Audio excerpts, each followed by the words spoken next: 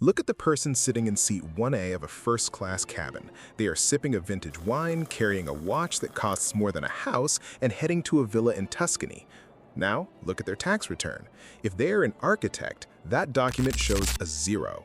Not because they are hiding money in a suitcase, but because according to the math of the system, they don't actually exist. See, most people are taught that to spend money, you have to make it first. You work, you earn, you pay, you spend.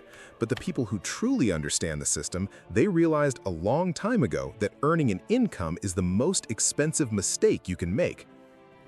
There is a $400 billion glitch hidden in the very foundation of the global economy. It's a structural bypass that allows the elite to live like gods while staying completely invisible to the state. It's a cycle called buy, borrow, and die. And once you see the internal logic, you realize that the world isn't divided into rich and poor. It's divided into those who are trapped in the interface and those who have the source code. To understand how someone spends $50 million without earning a cent, we have to look at the physics of a taxable event. Now, for you, a taxable event is your paycheck. The state takes 40% before the money even hits your palm. But for an architect, the only taxable event is the moment they sell an asset. So, they simply never sell. Think about the math here. Imagine you bought $10 million of an asset, maybe it's a tech stock or a city block, and it grew to $100 million. Most people see that $90 million in profit and they want to touch it. They want to realize the gain. But the moment you sell, the government steps in. They want $20 million in capital gains. The architect says no.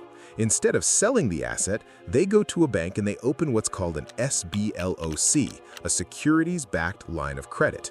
See, the bank looks at that $100 million portfolio and they don't see money, they see collateral. They offer the architect a line of credit at a razor-thin interest rate, maybe 3 or 4%. Think about the physics of that for a second. In the eyes of the law, a loan isn't income, it's a liability, and liabilities are tax-free. They borrow the cash they need to fund their life, the houses, the travel, the investments, specifically to avoid a tax bill of 20%. They're spending the bank's money while their own wealth stays invested and keeps compounding at 8 or 10%. They are essentially getting paid to stay in debt. This is step 1 and 2, buy and borrow. But look, we need to go deeper. This isn't just a modern life hack. This is the original sin of the 1913 tax fracture. When the income tax was first implemented, it was designed to target earned income, the wages of the labor class. It purposefully left the growth of capital in a different category. The architects of the system knew that if you tax the labor, you control the population. If you leave the capital alone, you preserve the dynasty. Take a look at the Oracle anomaly. Larry Ellison wanted a multi-million-dollar yacht and a private island in Hawaii. Did he sell his Oracle stock? No. He pledged his shares as collateral for a credit line worth over $1 billion. He lived like a king while his official salary was $1. This is the shadow economy, a world of high-speed liquidity where cash is infinite and taxes are optional.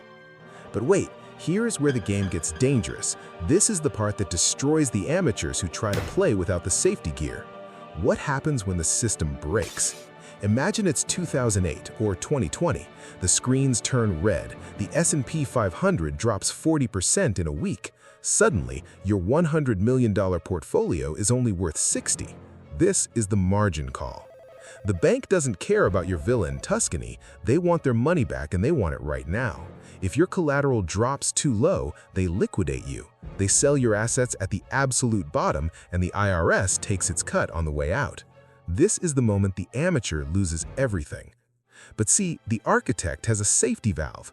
We call it the 25% rule. They never borrow more than a quarter of their total value. This creates a buffer. The market doesn't just have to drop, it has to disappear before the bank can touch them. They have cash reservoirs hidden in private placement life insurance or exchange funds.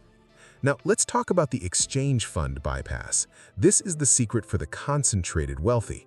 If you own too much of one stock, you're at risk of a crash. But if you sell, you pay the tax. So, the architect joins an exchange fund. They pool their shares with other founders. They trade their concentrated risk for a diversified portfolio. And because it's a contribution rather than a sale, the tax bill is zero. And while the world is panicking during a crash, the architect does something counterintuitive. They borrow more. They use the crash to buy the very assets everyone else is being forced to sell. They don't just survive the crisis, they harvest it. Now look at the end game. You might be wondering, how do they ever pay the bank back if they never have an income? This is the part where most people get lost in the math. They think you eventually have to pay the piper. But in the world of the architect, you don't pay off debt with cash. You pay off debt with more debt. It's called refinancing the basis. As the assets continue to grow over decades, they simply take a new, larger loan to pay off the old one. It's a perpetual motion machine of liquidity. This leads us to the final and most offensive step. Step 3. Die. Eventually, the simulation ends for everyone. When an ordinary person passes away, their estate is picked apart by inheritance taxes. But for the architect, death is the ultimate reset button. Under current law, there's a mechanism called a step-up in basis. Listen closely because this is the core of the anomaly. If the architect bought a stock for $1 and it's worth $100 when they die, the cost basis for their children resets to $100.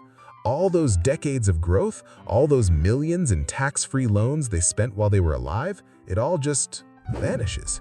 The debt is paid off by selling a tiny fraction of the assets at the new stepped-up price, which generates zero tax, and the heirs inherit the rest completely clean.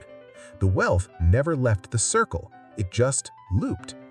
See, the system isn't broken, it's working exactly as it was designed. It's a machine built to reward those who hold, and it punishes those who earn. Most people spend their lives trying to climb a ladder that is leaning against the wrong wall. They think the goal is a high salary, but in the world of the architect, a salary is just a tax trap for the uninitiated. You don't need $1 billion to think like an architect. You just need to stop playing the game by the handbook and start reading the code. Master the mechanism, decode the system. I'll see you in the next anomaly.